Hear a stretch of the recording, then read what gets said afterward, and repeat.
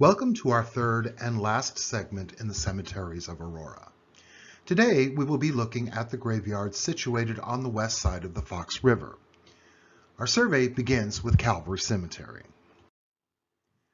Calvary is situated on or adjacent to an earlier Native American burial mound. The burial ground opened in 1855, and since it was then the only Catholic cemetery in Kane, Kendall, and DeKalb counties, some of the earliest interments were from families not connected with Aurora. Hemmed in by later development, Calvary was closed for lack of space. The last burial at Calvary, that of Ellen Victor, took place in 1946. In 1855, 2 acres of land were deeded to form Calvary Cemetery. While some of the tombstones include death dates prior to this, most likely these mark the graves of people who were transferred from other sites to what was now consecrated ground. As more Catholic churches opened in Aurora, their parishioners chose to open other graveyards that reflected their country of origin. French Catholics gravitated to Sacred Heart Cemetery, which opened in 1872 in Montgomery, while their German counterparts founded St. Nicholas Cemetery in 1863. As a result, the majority of later burials at Calvary were people of Irish descent who attended St. Mary's Church. Given the rather limited obituary coverage accorded to most people in the newspapers of the day, it is difficult to know a great deal about those who were laid to rest at Calvary. 21 military veterans have their final resting place in the cemetery. However, most of them have no current markers to show where they were buried. Among the Civil War graves that have been recorded are those of Patrick Riley of the 89th Illinois Infantry, Patrick Lowry of the 156th Illinois Infantry, John Hughes of the 16th Illinois Cavalry, James Manahan of the 156th Illinois Infantry, among others. 2 Civil War veterans who did get some newspaper coverage include Philip Reddy of the 89th Illinois Volunteers, who was killed in battle at Marietta, Georgia, and whose body was transferred back to Aurora for burial. When his body arrived in Aurora, hundreds of his fellow citizens gathered at his father's house to pay their last respects and follow the body to its later resting place, far from the booming cannon and the rattle of musketry. Theophilus Gaines was another veteran who served in the 124th Illinois Infantry. This family endured a great tragedy when he was at home in 1863 on sick leave. He and his wife went to visit friends nearby. While the parents were away, their children returned from school and decided to pass the time playing with matches. The 4-year-old daughter caught her dress on fire and later died from her burns. Later veterans include World War I's Charles Curtin, who died of Spanish influenza while in training at Camp Grant. One of the more significant interments at Calvary is Eugene Bertrand, who was buried in 1926. During his career as a newspaperman, he served on the editorial staff of the Denver Post, the Chicago Tribune, and the New York World. After retirement from journalism, he returned to Aurora for the last 2 years of his life.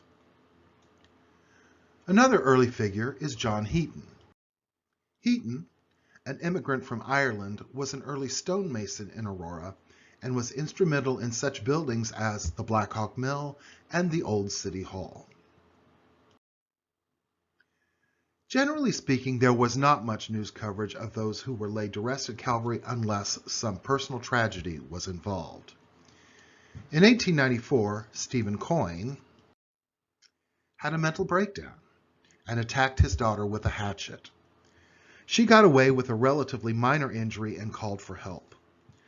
Coyne then ran out of the house to the barn, which he promptly set on fire. When his clothes began to burn, he ran to a nearby creek and rolled in the water until neighbors pulled him out. By then, the Coyne family had locked the house and escaped before he broke back in, locked himself in his bedroom, and cut his throat with a razor. He was taken, still alive, to the Aurora Hospital, where he died a few days later. Railway accidents claimed several lives that were laid to rest at Calvary. Among them were Michael Halpin, John Cody, Owen Traynor, and John G. Jack Clancy. One of the saddest and most senseless railway accidents took place in 1900. At that time, it was considered the cool thing for young boys to jump the train cars for a quick free ride. Johnny Halpin was with a gang of lads engaged in this less than noble enterprise when he fell on the rails while trying to jump on a boxcar. Half the train ran over him before he was recovered. Johnny never got over the shock and died the next day. His gravestone, if there ever was one, does not exist today. Turning to more recent days, the Beacon News contained an article from 1985 describing the then current state of Calvary Cemetery and stated that it is struggling for existence against time, the elements, and the modern world. At that time, it was noted that 39 of the tombstones had either been smashed or had toppled over. Instead of flowers or flags adorning the graves, there are beer bottles and fast food wrappers.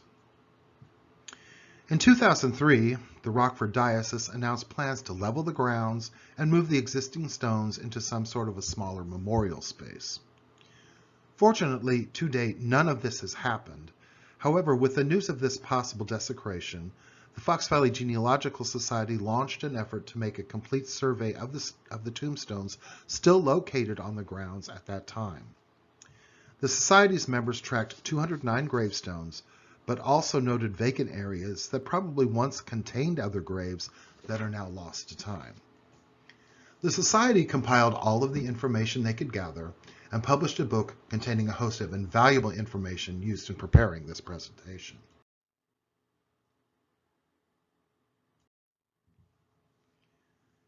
The march of time continues its merciless handiwork on the grave sites at Calvary Cemetery.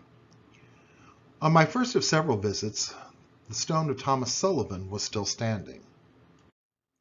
It has since toppled over, another victim of the slow deterioration of this once sacred place for so many early Catholic settlers of the region.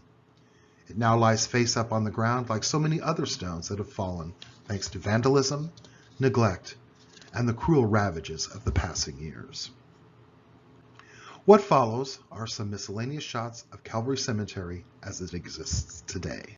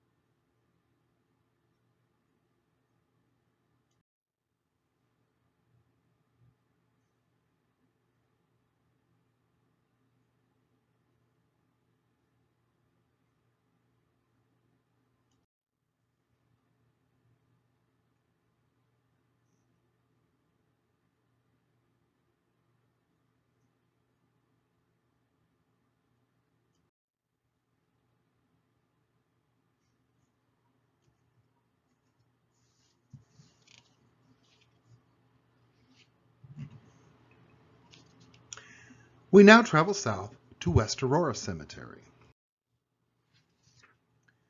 The most visible portion of West Aurora Cemetery is located just south of the intersection of Lake Street and Illinois Avenue.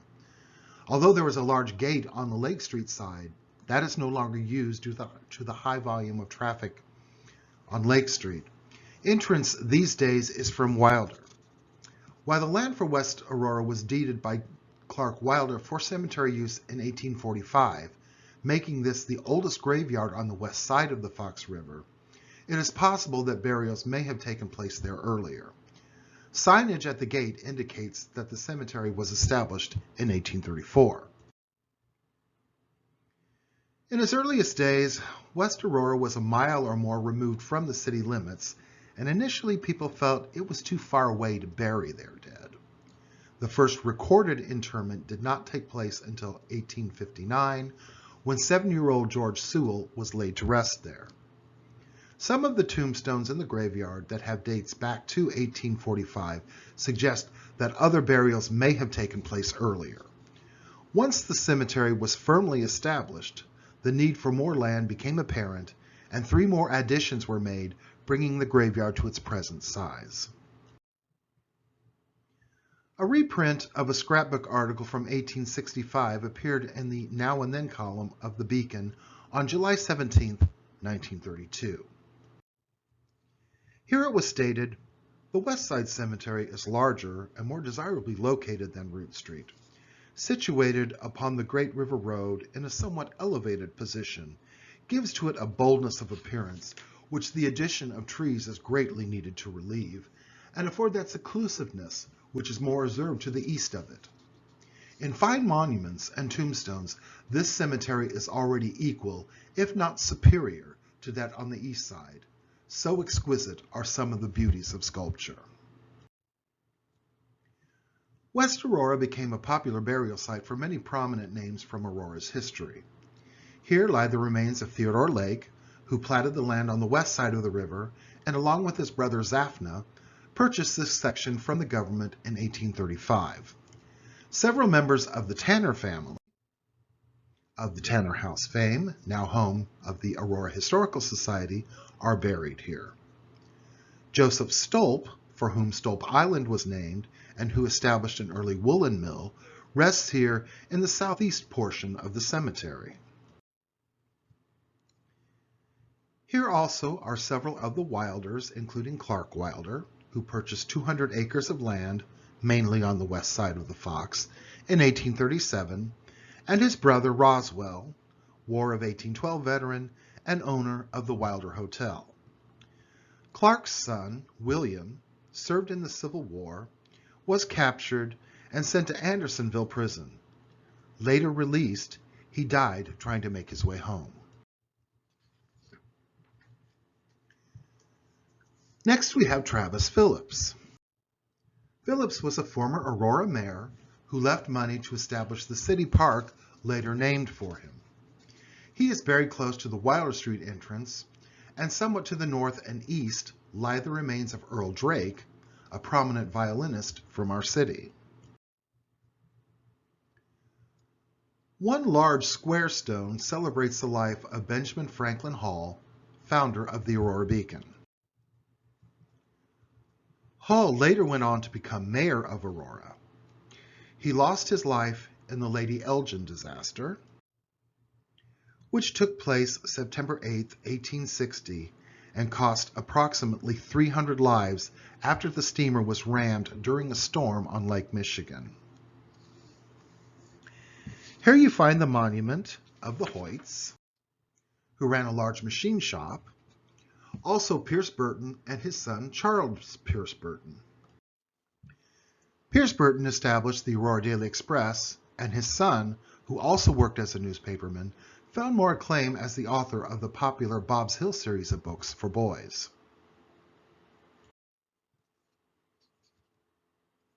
Another figure at West Aurora Cemetery is Frank Haven Hall.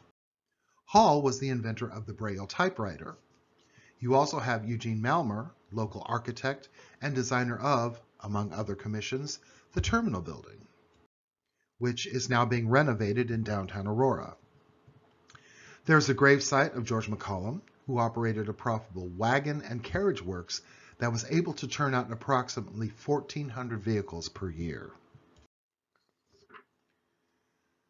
Several veterans also people the burial ground, and their service to our nation possibly dates from the Revolutionary War, one grave, moving on to Severn soldiers of the War of 1812.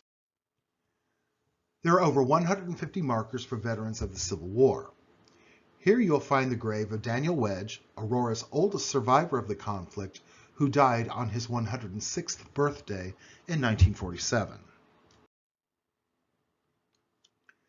There are another 7 graves for those who served in the Spanish-American War, including the first Aurora casualty of that conflict, Robert M. Dyer.